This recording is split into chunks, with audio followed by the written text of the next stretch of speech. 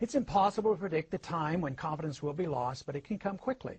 Resorting to buying other paper currencies will not be of much help.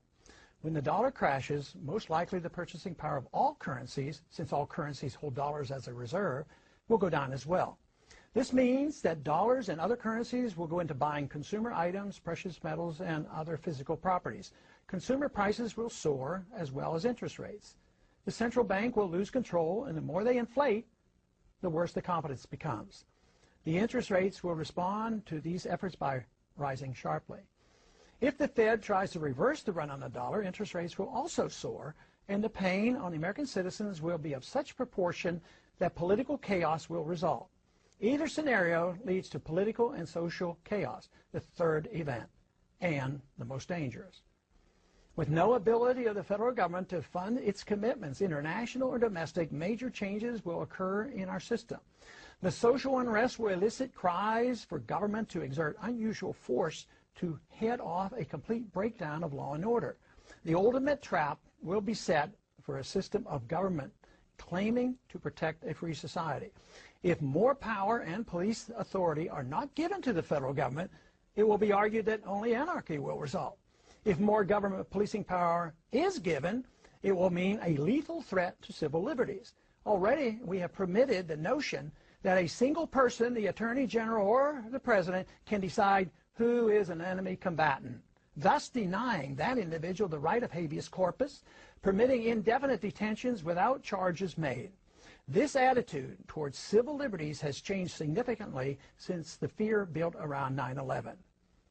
Yes, I know, declaring one an enemy combatant is reserved only for the radical Muslims engaged in terrorism against the United States.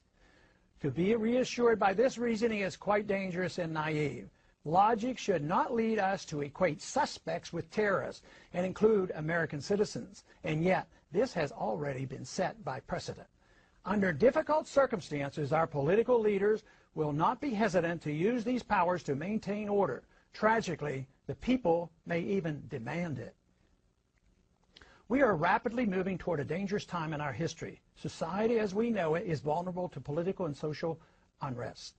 This impending crisis comes as a consequence of our flawed foreign and domestic economic policies, a silly notion about money, ignorance about central banking, and ignoring the onerous power and mischief of out-of-control intelligence agencies. Our unsustainable welfare state and a willingness to sacrifice privacy and civil liberties in an attempt to achieve safety and security from an inept government.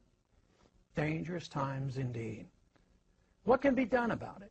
Must we wait for the inevitable and expect to restore our liberties in a street fight against the overwhelming power of the state? Not a good option.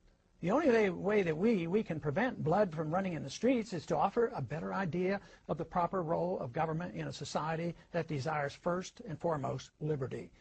And that is impossible without a firm commitment by our thought leaders to the ideas of freedom, the source of all creative energy and prosperity. An all-powerful state is the threat to that ideal.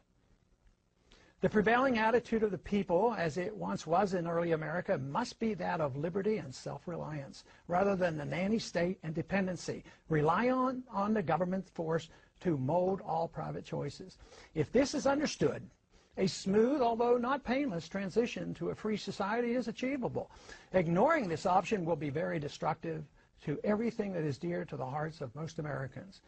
What is it that we must do?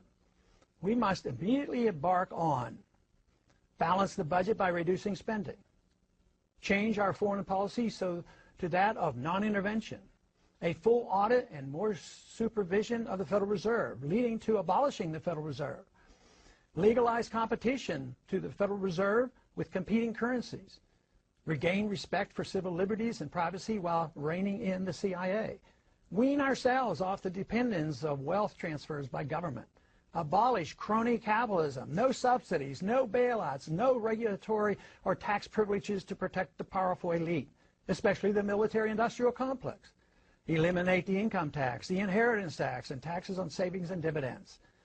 None of this can happen without the restoration of Congress to its dominant position of the three branches of government, as was originally intended by the Constitution.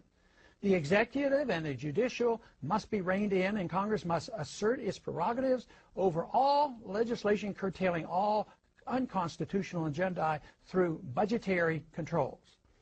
Signs abound that angry Americans are now more ready than ever before for a change in direction that is indeed real. If this program were improvised, even suddenly and dramatically, the adjustment, though significant and to a degree somewhat painful, would be much shorter and of minor consequence compared to the chaos and poverty that will result if we refuse to change our gluttonous appetite for a free lunch.